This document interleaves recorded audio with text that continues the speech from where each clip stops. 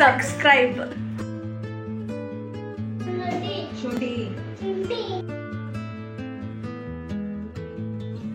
ಪಪ್ಪಿ ಕೊಡು ಪಪ್ಪಿ.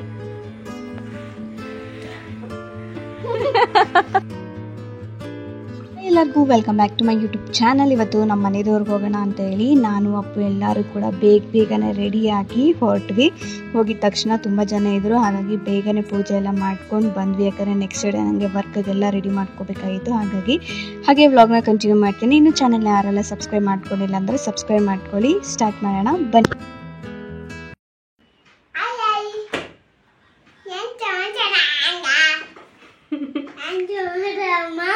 ಏ ಸಮಾಚಾರ ಅಮ್ಮ. ಸಬ್ಸ್ಕ್ರೈಬ್ ಮಾಡಿ ಅಣ್ಣ. Like thank you. ಹೋಗಿದ್ದೀನಿ. ಇವತ್ತು ಶನಿವಾರ, ಸೊ ಬೆಳಗಿಂದ ಕೆಲಸ ಎಲ್ಲ ಆಯಿತು ಆ್ಯಂಡ್ ಫ್ರೆಶ್ ಅಪ್ ಕೂಡ ಆಯಿತು. ಫ್ರೆಶ್ ಅಪ್ ಆಗಿ ಇವಾಗ ಅಮ್ಮಿ ಮನೆಗೆ ಹೋಗ್ತಾ ಇದ್ದೀವಿ. ಯಾಕಂದರೆ ನನಗೆ ನಾಳೆ ಆರ್ಡ್ರ್ ಇದೆ ಭಾನುವಾರ.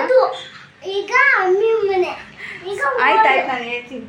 ಸೊ ನಾಳೆ ಒಂದು ಮೇಕಪ್ ಆರ್ಡರ್ ಇದೆ, ಹಾಗಾಗಿ ನಾನು ಹೊರಡ್ತಾ ಇದ್ದೀನಿ. ಯಾಕೆ ಇಲ್ಲಿಂದ ಬ್ಲಾಗ್ ಸ್ಟಾರ್ಟ್ ಮಾಡ್ತಾ ಇದ್ದೀನಿ ಅಂದರೆ ಲಗೇಜ್ ಎಲ್ಲ ಇಲ್ಲಿದೆ. ಸೊ ಕೆಲವೊಂದಿಷ್ಟು ಪ್ಯಾಕ್ ಮಾಡ್ಕೊಳ್ಳೋದಿದೆ. ಅಂದರೆ ಜ್ಯುವೆಲ್ರಿ ಏನಿಲ್ಲ, ಜಸ್ಟ್ ಮೇಕಪ್ ಮಾತ್ರನೇ, ನಾನ್ ಬ್ರೈಡಲ್ ಮೇಕಪ್ಪು. ಹಾಗಾಗಿ ಇವಾಗ ಕೆಲವೊಂದೆಲ್ಲ ರೆಡಿ ಮಾಡ್ಕೋಬೇಕು. ಅದು ರೆಡಿ ಮಾಡ್ಕೊಂಡು ಇವಾಗ ಹೊರಡ್ತೀನಿ. ಯಾಕಂದರೆ ಪ್ರವೀಣ್ ಹೋಗ್ಬಿಡ್ತಾರೆ ಲಗೇಜು ಆ್ಯಂಡ್ ಅಪ್ಪನೂ ಕರ್ಕೊಂಡು ಹೋಗ್ತಾ ಇದ್ದೀನಿ. ಹಾಗಾಗಿ ಹೆಂಗೋ ಸಂಡೇ ಅಲ್ವಾ, ಅಲ್ಲಿರ್ತಾನೆ ದೊಡ್ಡ ಜೊತೆ ಅಂತ ಹೇಳಿ ಕ್ಲೀನ್ ಮಾಡಿಲ್ಲ. ಆ್ಯಂಡ್ ಇದೆಲ್ಲ ಹೊಸ್ದಾಗಿ ತಂದಿರೋದು ಅದೆಲ್ಲ ಹಂಗೆ ಇದೆ. ಸೊ ವ್ಲಾಗ್ನ ಕಂಟಿನ್ಯೂ ಮಾಡೋಣ. ಮಾತಾಡೋಕ್ಕೆ ಬಿಡಲ್ಲ ಅವನು. ಸಬ್ಸ್ಕ್ರೈಬ್. ಸೊ ಅವ್ನು ನಾನು ಮಾತಾಡೋಕ್ಕೆ ಬಿಡಲ್ಲ. ಸೊ ವ್ಲಾಗ್ ಕಂಟಿನ್ಯೂ ಮಾಡ್ತೀನಿ ಬನ್ನಿ. ಸೊ ಇನ್ನು ವರ್ಕ್ಗೆ ಏನೇನೆಲ್ಲ ಬೇಕು ಅದನ್ನು ರೆಡಿ ಮಾಡ್ಕೊತಾ ಇದ್ದೀನಿ. ನಂಗೆ ಬುಕ್ ಆಗಿದ್ದು ನಾನ್ ಬ್ರೈಡಲ್ ಮೇಕಪ್ಪು, ಹಾಗಾಗಿ ಜ್ಯುವೆಲ್ರಿ ಏನೂ ಇರಲಿಲ್ಲ. ಇನ್ನು ನಾನು ಎಲ್ಲನೂ ಪ್ರತಿ ಸತಿ ಹೋಗ್ಬೇಕಾದ್ರೆ ಪ್ರತಿಯೊಂದನ್ನೆಲ್ಲ ನೋಡಿಕೊಂಡು ಲಗೇಜ್ ಪ್ಯಾಕ್ ಮಾಡ್ಕೊತೀನಿ. ಆ್ಯಂಡ್ ಲೊಕೇಶನ್ನು ನಮ್ಮೂರಿಂದ ದೂರ ಇತ್ತು, ಹಾಗಾಗಿ ಅಕ್ಕನ ಮನೆಗೆ ಹೋಗಿ ಅಲ್ಲಿಂದ ಅಲ್ಲಿಗೆ ಲೊಕೇಶನ್ಗೆ ಹೋಗೋಣ ಅಂತೇಳಿ ಪ್ಲ್ಯಾನ್ ಮಾಡಿಕೊಂಡು ನನಗೆ ಏನೇನೆಲ್ಲ ಐಟಮ್ಸ್ ಬೇಕೋ ಅದನ್ನೆಲ್ಲ ಎತ್ತಿಟ್ಕೊಂಡೆ. ಹಾಗೆ ಈ ಕ್ಲಿಪ್ಪಿಂದು ಬಾಕ್ಸ್ ಕೇಳ್ತಾ ಇದ್ದೀರಾ, ಪಿನ್ಸ್ದೆಲ್ಲ, ಅದು ಎಲ್ಲಿ ತೊಗೊಂಡಿದ್ದು ನೀವು ಅಂತ. ಇದೆಲ್ಲ ಶಾಪಲ್ಲಿ ನಿಮಗೆ ಕಾಮನಾಗಿ ಸಿಗುತ್ತೆ, ಆನ್ಲೈನಲ್ಲಿ ಕೂಡ ಸಿಗುತ್ತೆ, ಸರ್ಚ್ ಮಾಡ್ಕೊಳ್ಳಿ. ಹಾಗೆ ಅದರಲ್ಲಿ ಏನೇನೆಲ್ಲ ಇಟ್ಟಿದ್ದೀವಿ ಅಂತ ನಿಮಗೇನೋ ಒಂದು ವೀಡಿಯೋ ಬೇಕು ಅಂದರೆ ನಾನು ಕ್ಯಾಪ್ಚರ್ ಮಾಡಿ ಹಾಕ್ತೀನಿ, ಇಲ್ಲ ಮಿನಿ ವ್ಲಾಗಲ್ಲಾದರೂ ಹಾಕಿರ್ತೀನಿ ಇನ್ಸ್ಟಾಗ್ರಾಮಲ್ಲಿ, ನೀವು ನೋಡ್ಬೋದು. ಇನ್ನು ಏನು ಜ್ಯುವೆಲ್ರಿ ನಾನು ಹಳೇದು ಆಫ್ ಸ್ಯಾರಿ ಫಂಕ್ಷನ್ಗೆಲ್ಲ ಕೊಟ್ಟಿದ್ದೆ ರೆಂಟ್ಗೆ, ಅದನ್ನೆಲ್ಲ ತಂದು ಕೊಟ್ಟಿದ್ರು, ಅದನ್ನು ಕೂಡ ಎಲ್ಲ ಎತ್ತಿಟ್ಬಿಟ್ಟು ಇವಾಗ ಸೀದಾ ಅಕ್ಕನ ಮನೆಗೆ ಹೋಗ್ತಾ ಇದ್ದೀನಿ. ಇನ್ನು ಅಲ್ಲಿ ಹೋಗಿದ ತಕ್ಷಣ ನನಗೊಂದು ಆರ್ಡರ್ ಕೂಡ ಕ್ಯಾನ್ಸಲ್ ಆಯಿತು. ಅದು ಏನು ಎತ್ತ ಅಂತ ನಾನು ನಿಮ್ಮ ಜೊತೆ ಶೇರ್ ಮಾಡ್ತೀನಿ. ಶುಂಠಿ, ಟೊಮೊಟೊ, ಗೋಧಿಕಾಯಿ, ಕಂಡೆನ್ಸ್ ಮಿಲ್ಕ್. ಏಯ್ ಅಮ್ಮಿ ಹೇಳ್ಕೊಟ್ಟಂಗೆ ಹೇಳೋ.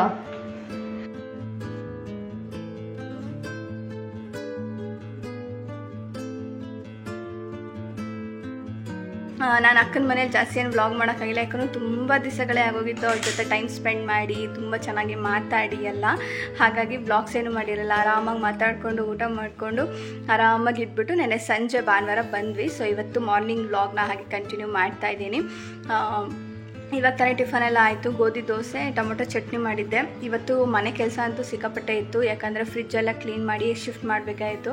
ಹಾಗೆ ಬಟ್ಟೆ ಎಲ್ಲ ಒಗೆಯೋದಿತ್ತು, ತುಂಬಾ ಉಳಿಸ್ಬಿಟ್ಟಿದ್ದೆ, ಮಾಡ್ಕೊಂಡಿರಲಿಲ್ಲ.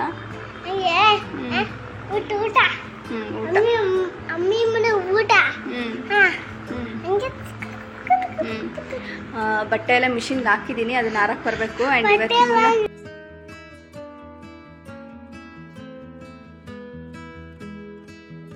ಇವತ್ತು ಅಂಗನವಾಡಿ ಕಳಿಸಿಲ್ಲ, ಅದೇ ಮನೆ ಕೆಲಸ ಇತ್ತಲ್ಲ. ಹಾಗಾಗಿ ನಾನು ಹೋಗಿ ಅಲ್ಲೇ ಅವನ ಜೊತೆ ಕೂತಿರ್ಬೇಕು 3 ಗಂಟೆ ತನಕ.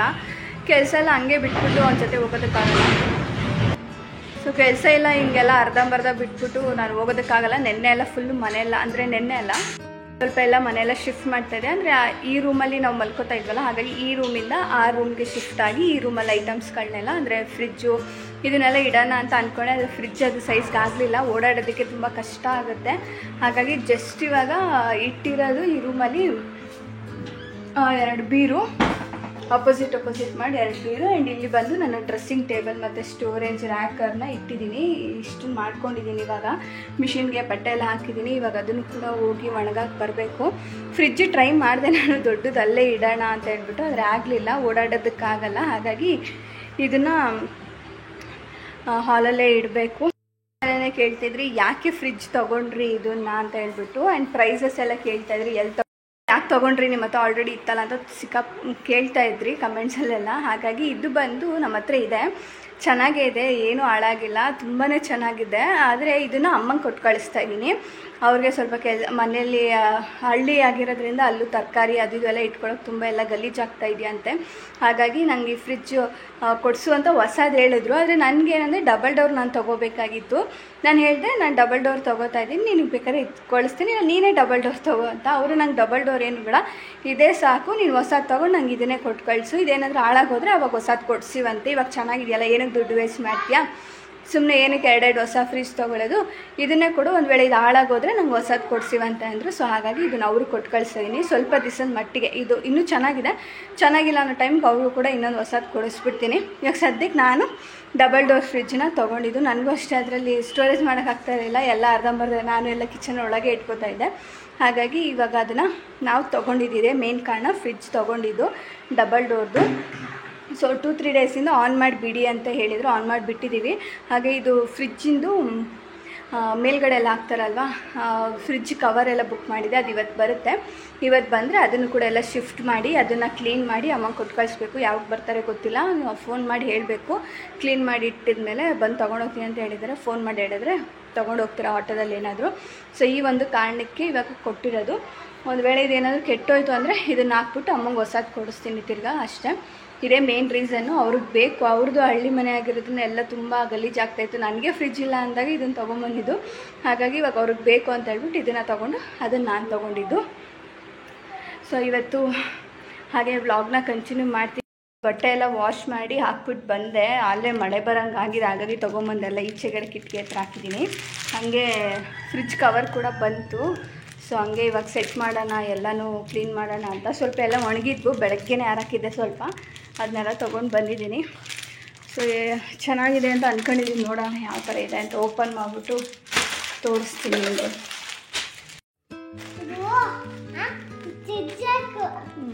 ಫ್ರಿಜ್ಗೆ ಬಂದೈತೆ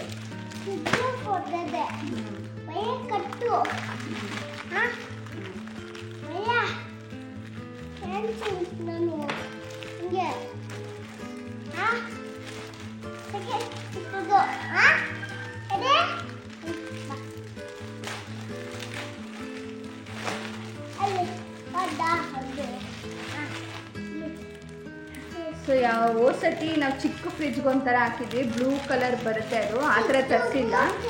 ಅಂದರೆ ಸುಮ್ಮನೆ ಇರೋ ಒಂದು ನಿಮಿಷ. ಸೊ ಹಳೆ ಫ್ರಿಜ್ಜಲ್ಲಿ ನಾವು ಇತ್ತು ಕವರ್, ಅದು ಬ್ಲೂ ಕಲರ್ ಇತ್ತು, ಅದಕ್ಕೆ ಪಾಕೆಟೆಲ್ಲ ಬಂದಿತ್ತು. ಈ ಸತಿ ನಾನು ಆ ಥರ ತರಿಸಿಲ್ಲ, ಬೇರೆ ಥರ ತರಿಸಿದ್ದೀನಿ. ಯಾಕಂದರೆ ಅದು ನೋಡಿ ಎಲ್ಲ ಹೋಗಿ ಅದರೊಳಗಡೆ ಡಂಪ್ ಮಾಡ್ತಾಯಿದ್ವು. ಹಾಗಾಗಿ ಈ ಸತಿ ಬೇರೆ ಕಲರು ಆ ಥರ ಥೀಮಲ್ಲಿ ತರಿಸಿದ್ದೀನಿ ನಾನು. ನೋಡೋಣ ಯಾವ ಥರ ಇದೆ.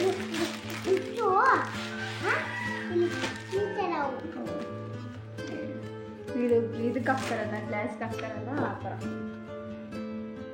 ಅದು ಕೆಳಗೆ ಹಾಕ್ತಾರಲ್ಲ, ಇದನ್ನು ಹಾಕ್ಬಿಟ್ಟು ತೋರಿಸ್ತೀನಿ. ಈ ಮಾಮೂಲಿ ಫ್ಲವರ್ ಇದೆ, ಚೆನ್ನಾಗಿದೆ, ವಾಶ್ ಮಾಡ್ಕೊಬೋದು. ಆ ಥರ 3 ಬಂದಿದೆ.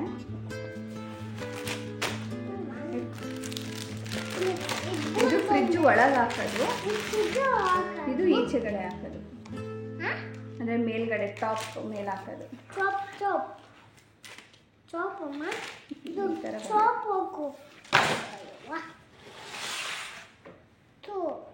ಈ ಥರ ಬಂದಿದೆ ಫ್ಲವರ್.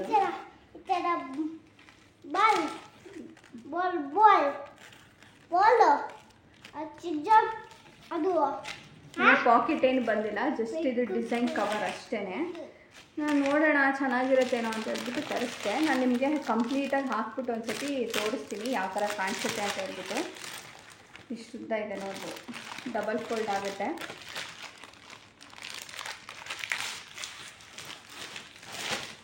ಇದು ಬಂದು 175 ರೂಪೀಸ್ ಆಯಿತು. ಇದಿರುತ್ತಲ್ಲ ಗ್ಲಾಸು, ಅದ್ರ ಮೇಲೆ ಹಾಕೋದು. ಇದು ಬಂದು ನಾನು 3 ಕೊಟ್ಟವ್ರೆ ಅಂದ್ಕೊಂಡೆ, 6 ಕೊಟ್ಟಿದ್ದಾರೆ. ನೋಡ್ತಾ ಇರ್ಬೋದು, ಕ್ವಾಲಿಟಿ ವೈಸ್ ಎಲ್ಲ ಸಖತ್ತಾಗಿದೆ, ತೊಗೋಬೋದು. ಆ್ಯಂಡ್ ಒಂಥರ ಡಿಫ್ರೆಂಟಾಗಿದೆ ಅನ್ನಿಸ್ತು. ಯಾಕಂದರೆ ಮಾಮೂಲಿ ನಾವು ಬ್ಲೂ ಕಲರ್ ಹಳೆ ಫ್ರಿಜ್ಜಲ್ಲಿ ಹಾಕಿರೋದು ತೋರಿಸ್ತೀನಿ, ಅದು ಇನ್ನೊಂದು ಮೇಲ್ಗಡೆ ಪೌಚ್ ಥರ ಎಲ್ಲ ಇತ್ತು, ಅದಕ್ಕೆ ಎಲ್ಲ ಹೋಗಿ ಅದರೊಳಗೆ ಡಂಪ್ ಮಾಡಿ ಇಕ್ತಾಯಿದ್ರು. ಹಾಗಾಗಿ ನಾನು ಈ ಸತಿ ಆ ಥರ ತರಿಸಿಲ್ಲ, ಸ್ವಲ್ಪ ಅದ್ರ ಮೇಲೆ ಫ್ರೀಯಾಗಿರಬೇಕು, ಫ್ರಿಜ್ ಮೇಲೆ ಸ್ವಲ್ಪ ಒಂದು ಪ್ಲ್ಯಾಂಟ್ ಇಟ್ಬಿಟ್ಟು ಫ್ರೀಯಾಗಿರಬೇಕು ಫ್ರಿಜ್ಜು ಅಂತ ಹೇಳ್ಬಿಟ್ಟು ಈ ಥರ ತರಿಸಿದ್ದೀನಿ. ಆ್ಯಂಡ್ ಕ್ವಾಲಿಟಿ ವೈಸ್ ಪರವಾಗಿಲ್ಲ, 175 ರೂಪೀಸ್ಗೆ ಇಷ್ಟು ಬಂದಿದೆ. ಓಕೆ, ಪರವಾಗಿಲ್ಲ, ಚೆನ್ನಾಗಿದೆ, ವಾಶ್ ಮಾಡ್ಕೋಬೋದು, ಚೆನ್ನಾಗಿದೆ. ಸೊ ಇದ್ರ ಲಿಂಕ್ ನಾನು ಎಲ್ಲ ಹಾಕ್ಬಿಟ್ಟು ನಿಮ್ಗೆ ತೋರಿಸ್ತೀನಿ. ನಿಮ್ಗೆ ಏನೋ ಲಿಂಕ್ ಬೇಕು ಅಂದರೆ ನಾನು ಡಿಸ್ಕ್ರಿಪ್ಷನ್ ಕೊಟ್ಟಿರ್ತೀನಿ, ಚೆಕ್ ಮಾಡಿ.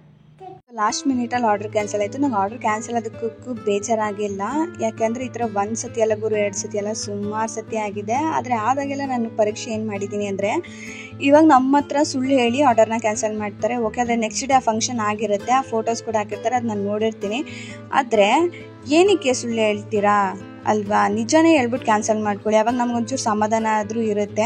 ನಿಜವಾಗ್ಲೂ ನಾನು ಅಡ್ವಾನ್ಸೇ ತೊಗೊಂಡಿರಲ್ಲ, ಕೊನೆ ನಿಮಿಷದಲ್ಲೂ ಕೂಡ ನಾನು ಹೇಳಿರ್ತೀನಿ, ಆದರೂ ಇಲ್ಲ ನಾವು ಅಡ್ವಾನ್ಸ್ ಕೊಡ್ತೀವಿ, ಅಲ್ಲೇ ಬಂದು ಫುಲ್ ಅಮೌಂಟ್ ಸೆಟಲ್ ಮಾಡ್ತೀನಿ ಅಂತ ತುಂಬ ಜನನೇ ಹೇಳಿದ್ದಾರೆ. ತುಂಬ ಜನ ಏನಂದರೆ ತುಂಬ ಚೆನ್ನಾಗಿ ಮಾತಾಡಿರ್ತಾರೆ, ನಮ್ಮ ಜೊತೆ ಒಂದು ಟ್ರಸ್ಟ್ ಅನ್ನೋದನ್ನ ಬೆಳೆಸ್ಕೊಂಡಿರ್ತಾರೆ. ನಂಬಿಕೆ, ಅವ್ರ ಮೇಲೆ ಗಾಢವಾಗಿರೋ ನಂಬಿಕೆ ನನಗೆ ಬಂದುಬಿಡುತ್ತೆ. ನನಗೆ ಎಷ್ಟು ದಡ್ಡಿ ಅಂದರೆ, ನಾನು ಎಷ್ಟು ಬೇಗ ನಂಬಿಡ್ತೀನಿ ಅಂದರೆ, ಅಡ್ವಾನ್ಸ್ ಹಾಕಿಸ್ಕೊಳ್ದೆ ಎಷ್ಟೋ ಜನಕ್ಕೆ ನಾನು ಮೇಕಪ್ ಮಾಡಿಕೊಟ್ಟಿದ್ದೀನಿ. ಆದರೆ ಕೆಲವರು ಉಳಿಸ್ಕೊಂಡಿದ್ದಾರೆ, ಕೆಲವರು ಉಳಿಸ್ಕೊಂಡಿಲ್ಲ, ದುಡ್ಡು ಕೊಡ್ದಂಗೆ ಮೋಸ ಮಾಡಿದ್ದಾರೆ. ಆಮೇಲೆ ಹೇಳೋದು ನೀವು ಚೆನ್ನಾಗೇ ಮಾಡಿಲ್ಲ ಅಂತಲೂ ಹೇಳಿರೋರು ಇದ್ದಾರೆ. ಅವಾಗ ಫೋಟೋಸ್ ಎಲ್ಲ ತಗೋಬೇಕಾದ್ರೆ ಚೆನ್ನಾಗಿರುತ್ತೆ, ಆಮೇಲೆ ಚೆನ್ನಾಗಿಲ್ಲ ಅಂತ ನಮ್ಮ ಹತ್ರ ಹೇಳಿರೋರು ಇದ್ದಾರೆ. ಇದೆಲ್ಲ ಇದೊಂದೇ ಕೆಲಸದಲ್ಲ, ಎಲ್ಲ ಥರ ಕೆಲಸದಲ್ಲೂ ಇದಾಗೇ ಆಗುತ್ತೆ. ಇವಾಗ ಒಂದು ಸ್ಟಿಚಿಂಗೇ ತಗೊಳ್ಳಿ, ಮೇಕಪ್ದೇ ತಗೊಳ್ಳಿ, ಎಂಥ ಕೆಲಸ ಮಾಡ್ಕೋರು ಎಲ್ಲನೂ ಒಂದೊಂದು ಕಾರಣಗಳಂತ ಹೇಳ್ತಾರೆ. ಇದಕ್ಕೆಲ್ಲ ನನ್ನ ತಲೆನೇ ಕೇಳಿಸ್ಕೊಳ್ಳಲ್ಲ ನಿಜವಾಗ್ಲೂ. ಆದರೆ ಎಲ್ಲ ಮೇಕಪ್ ಆರ್ಟಿಸ್ಟ್ ನನಗೆ ಹೇಳೋದು ಒಂದೇ, ನಿಮ್ಮ ಹತ್ರ ಅವ್ರು ಎಷ್ಟೇ ಚೆನ್ನಾಗಿ ಮಾತಾಡಲಿ, ಎಷ್ಟೇ ಇದಾಗಿರಲಿ, ಅವ್ರು ಕನ್ಫರ್ಮ್ ಮಾಡೋ ಗಂಟ ನೀವು ಹೋಗಬೇಡಿ. ಆ್ಯಂಡ್ ನೀವೇ ಏನೇನೋ ಪ್ಲ್ಯಾನ್ಸ್ಗಳನ್ನ ಮಾಡ್ಕೋಬೇಡಿ. ನಾನು ತುಂಬಾ ದಡ್ಡಿ ಅಂದರೆ ಹೆಂಗೆ ಪ್ಲ್ಯಾನ್ಸ್ ಮಾಡ್ತೀನಿ ಅಂದರೆ, ಒಂದು ಚಿಕ್ಕ ಆರ್ಡ್ರ್ 2,000 ರೂಪಾಯಿ ನನಗೊಂದು ಆರ್ಡ್ರ್ ಬಂದ್ರೂ ನಾನು ಎಷ್ಟು ಟೈಮಿಗೆ ರೀಚ್ ಆಗಬೇಕು, ಯಾಕಂದರೆ ನಮ್ಮದು ಹಳ್ಳಿ, ನನಗೆ ಕರೆಕ್ಟಾಗಿ ಬಸ್ಗಳು ಸಿಗಲ್ಲ. ಹಾಗಾಗಿ ನಾನು ಹೆಂಗೆ ಹೋಗಬೇಕು, ಆನ್ ಟೈಮ್ ಹೆಂಗೆ ರೀಚ್ ಆಗಬೇಕು, ಪ್ರತಿಯೊಂದೂ ಐಡಿಯಾ ಮಾಡಿಕೊಂಡೇ ನಾನು ಒಂದು ಮೇಕಪ್ ಆರ್ಡರ್ಗೆ ಹೋಗ್ತೀನಿ. ಪ್ಲೀಸ್ ಯಾರಿಗೂ ಈ ಥರ ಮಾಡಬೇಡಿ. ಅದೇನಂತಾರೆ ನಂಬಿಕೆ ದ್ರೋಹ ಅಂತಾರೆ ಇದನ್ನು. ನಿಜವಾಗ್ಲೂ ಏನಪ್ಪ ಇಷ್ಟೊಂದು ಮಾತಾಡ್ತಾರೆ ಈ ಒಂದು ವಿಷಯಕ್ಕೆ, ಆರ್ಡರ್ ಕ್ಯಾನ್ಸಲ್ ಆಗೋ ವಿಷಯಕ್ಕೆ ಅಂತ ಹೇಳ್ಬೋದು. ಆದರೆ ಎಲ್ಲರಿಗೂ ಅವ್ರವ್ರದಂಥ ಸಮಯ ತುಂಬಾ ಇಂಪಾರ್ಟೆಂಟ್ ಅಲ್ವಾ, ಹಾಗಾಗಿ ಹೇಳಿದೆ ಅಷ್ಟೇ. ಇನ್ನು ಮನೆ ಕೆಲಸ ಇತ್ತು, ಅದನ್ನೆಲ್ಲ ಮುಗಿಸ್ಕೊಂಡು ಫಾರ್ಮ್ಗೆ ಹೋಗಿ ತುಂಬ ದಿವಸ ಆಯಿತು, ಹಸು ಫಾರ್ಮ್ಗೆ, ಹಾಗಾಗಿ ಹೋಗಿದ್ದೆ, ತುಂಬ ದಿವಸ ಆಗಿತ್ತಲ್ಲ ಅಂತ.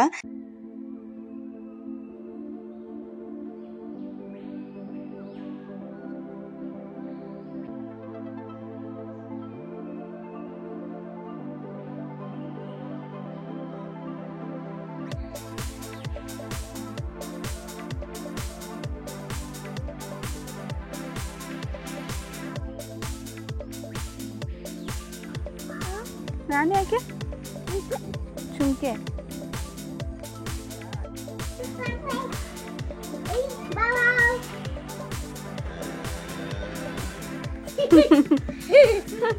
ಪಪ್ಪಿ ಕೊಡು, ಪಪ್ಪಿ.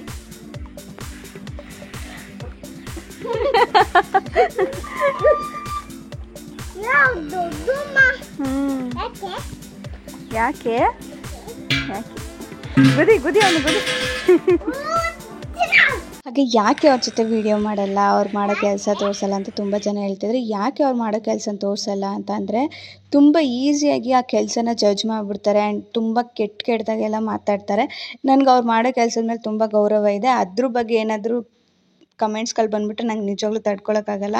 ಅದೊಂದೇ ಭಯ ಅಷ್ಟೇ. ಯಾಕಂದರೆ ತುಂಬ ಈಸಿಯಾಗಿ ಗೊತ್ತೇ ಇರಲ್ಲ ಅವ್ರಿಗೆ. ಸಿಟಿ ಸೈಡೆಲ್ಲ ಇರ್ತಾರಲ್ಲ ಕೆಲವರು, ತುಂಬ ಈಸಿಯಾಗಿ ಹಸುಗಳ ಬಗ್ಗೆ, ಅದ್ರ ಮಹತ್ವದ ಬಗ್ಗೆ ತುಂಬ ಕೆಟ್ಟದಾಗಿ ಮಾತಾಡ್ತಾರೆ. ಹಾಗಾಗಿ ನಾನು ಅದನ್ನು ಜಾಸ್ತಿ ತೋರಿಸಲ್ಲ. ಆ್ಯಂಡ್ ಹಸುಗಳಿಗೆ ಸ್ವಲ್ಪ ದೃಷ್ಟಿ ಆಗುತ್ತೆ, ಹಾಗಾಗಿ ಅದಕ್ಕೂ ತೋರಿಸಲ್ಲ ಅಷ್ಟೇ. ಇನ್ನು ಅಲ್ಲಿಂದ ಬಂದ ಮೇಲೆ ಫಾರ್ಮಿಂದ ನಾನೇನು ವ್ಲಾಗ್ ಮಾಡೋಕ್ಕಾಗಲಿಲ್ಲ. ನೆಕ್ಸ್ಟ್ ಡೇ ನಾನು ತಿರ್ಗಾ ವ್ಲಾಗ್ನ ಕಂಟಿನ್ಯೂ ಮಾಡ್ತಾಯಿದ್ದೀನಿ. ಅಪ್ಪನ ಬೆಳಗ್ಗೆನೇ ಅವ್ನಿಗೆ ಅಂಗನವಾಡಿಗೆ ಕರ್ಕೊಂಡೋಗಿದ್ದೆ, ಟಿಫನೆಲ್ಲ ಮಾಡಿಸ್ಕೊಂಡು. ಇನ್ನು ಅವನ ಜೊತೆನೇ ನಾನು ಕೂಡ ಒಂದು 2 ಅವರ್ಸ್ ಆದರೂ ಇದ್ಬಿಟ್ಟು ಆಮೇಲೆ ನಾನು ಅಲ್ಲಿ ಬಿಟ್ಬಿಟ್ಟು ಬರ್ತೀನಿ. ಇಲ್ಲಾಂದರೆ ಕಷ್ಟ ಅವನ್ನ ಹಂಗೆ ಒಂದೇ ಸತಿ ಬಿಡೋದು. ಇವಾಗ ಸ್ವಲ್ಪ ಅಡ್ಜಸ್ಟ್ ಆಗಿದ್ದಾನೆ, ಅಳಲ್ಲ. ನಾನು ಅವ್ನು ಬಿಟ್ಟು ಬಂದ ಮೇಲೂ ಹತ್ತಿಲ್ಲ, ಆರಾಮಾಗಿ ಆಟ ಆಡ್ಕೊಂಡಿದ್ನಂತೆ.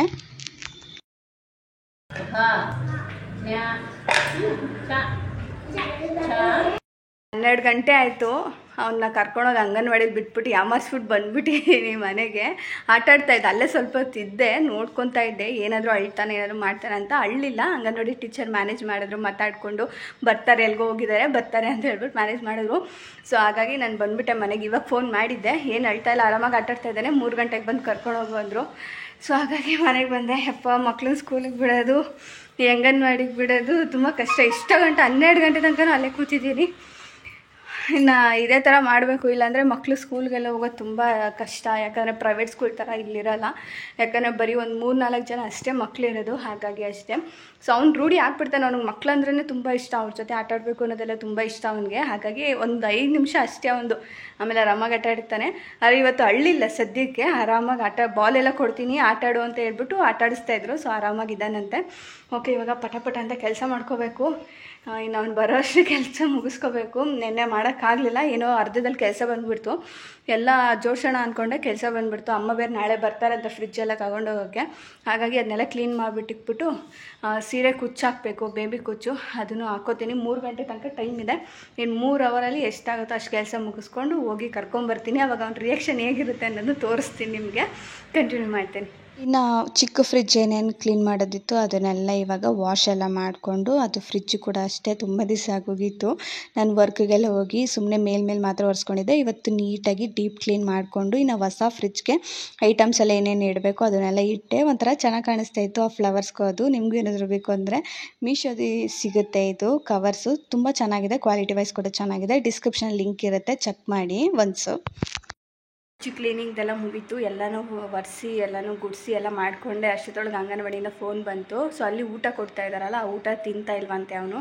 ಸೊ ಅವನು ಯೂಶ್ವಲಿ ಎಲ್ಲ ಕಡೆನೂ ಎಲ್ಲೂ ಊಟ ಮಾಡಲ್ಲ. ನಾವು ಏನಾದರೂ ಇದ್ದರೆ ನಮ್ಮ ಮನೇಲಿ ಮಾತ್ರ ಅವ್ನು ತಿನ್ನೋದು. ಈಚೆಗಡೆ ಕರ್ಕೊಂಡೋದ್ರು ತುಂಬ ಕಷ್ಟ ಅವನಿಗೆ ಊಟ ಮಾಡಿಸೋದು. ಮನೆ ಊಟನೇ ಅವ್ನು ಜಾಸ್ತಿ ಕೇಳೋದು. ನನಗೆ ಮನೆ ಊಟ ಬೇಕು, ನೆಡ್ರಿ ಅಂತಾನೆ. ಹೋಟ್ಲಿಗೆ ಕರ್ಕೊಂಡೋದ್ರು ಅವ್ನು ಜಾಸ್ತಿ ತಿನ್ನಲ್ಲ, ಒಂದೇ ಬೈಟ್ ಅಷ್ಟೇ ಅವ್ನು ತಿನ್ನೋದು. ಸೊ ಅಲ್ಲಿಂದ ನಾವು ತಿನ್ನೋದು ಬಿಟ್ಬಿಟ್ಟಿದ್ದೀವಿ. ಹೋಟ್ಲಲ್ಲೆಲ್ಲ ಮನೆ ಊಟನೇ ಜಾಸ್ತಿ ಹಚ್ಕೊಂಡಿರೋದು. ಹಾಗಾಗಿ ಇವಾಗ ಅಂಗನವಾಡಿಯಲ್ಲಿ ಊಟ ಕೊಡ್ತಾ ಇದ್ದಾರಲ್ಲ, ಅದು ನಾವು ತಿಂತಾ ಇಲ್ವಂತೆ. ಹಾಗಾಗಿ ಹೋಗಿ ಕರ್ಕೊಂಡು ಬರ್ತೀನಿ. ಹೆಂಗೋ ಟೈಮ್ ಬಂದು 2 ಗಂಟೆ ಆಯಿತು, 2:15ಗೆ ಕರ್ಕೊಂಬರ್ಬೋದು ಬಾ ಅಂತ ಹೇಳಿದ್ರು. ಸರಿ ಆಯಿತು ಅಂತೇಳಿ ಇವಾಗ ಹೊರಡ್ತಾ ಇದ್ದೀನಿ. ನೋಡೋಣ ಅವ್ನ ರಿಯಾಕ್ಷನ್ ಹೇಗಿದೆ ಅಂತ. ಫೋನಲ್ಲಿ ಬಾ ಅಂತ ಕರಿತಾ ಇದ್ದ. ಸೊ ಹೋಗಿ ತೋರಿಸ್ತೀನಿ ನಿಮಗೆ.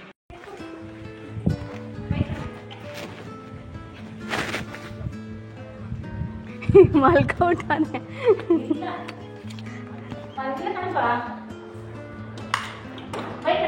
ಯಾಕೆ ತಿಂದಿಲ್ಲ ಊಟ? ಏನು ಯಾಕೆ ಊಟ ತಿಂದಿಲ್ಲ ನೀನು? ಯಾಕೆ ಊಟ ತಿಂದಿಲ್ಲ? ಮೇಡಮ್ ಕೊಟ್ಟಿದ್ದು. ಯಾಕೆ ನಾನು ಹಾಕ್ಬೇಕು? ಅಪ್ಪ ಹೋಯ್ತು. ನಾನೇ ಇಟ್ಟಿದ್ದು, ಕ್ಲೀನ್ ಮಾಡ್ತಾ ಇದ್ದೆ, ಅದಕ್ಕೆ ಇಟ್ಟೆ. ದೊಡ್ಡ ಫ್ರಿಜ್ಜಲ್ಲಿಟ್ಟು ಚಿಕ್ಕ ಫ್ರಿಜ್ಜಲ್ಲಿಟ್ಟೆ. ಇದನ್ನ ಅಲ್ಲಿಕ್ಕಿದ್ದೀನಿ, ಅದು ಒರೆಸಿಕ್ಬೇಕು ಗಿಡ. ಸ್ಕೂಲ್ ಚೆನ್ನಾಗಿತ್ತಾ? ಹೆಂಗಿತ್ತು? ಸೂಪರ್ ಆಗಿತ್ತಾ? ಊಟ ಮಾಡಿಲ್ಲ ಅಂತ ಯಾಕೆ? ಊಟ ಮಾಡಿಲ್ಲ ಅಂತ ಯಾಕೆ ನೀನು?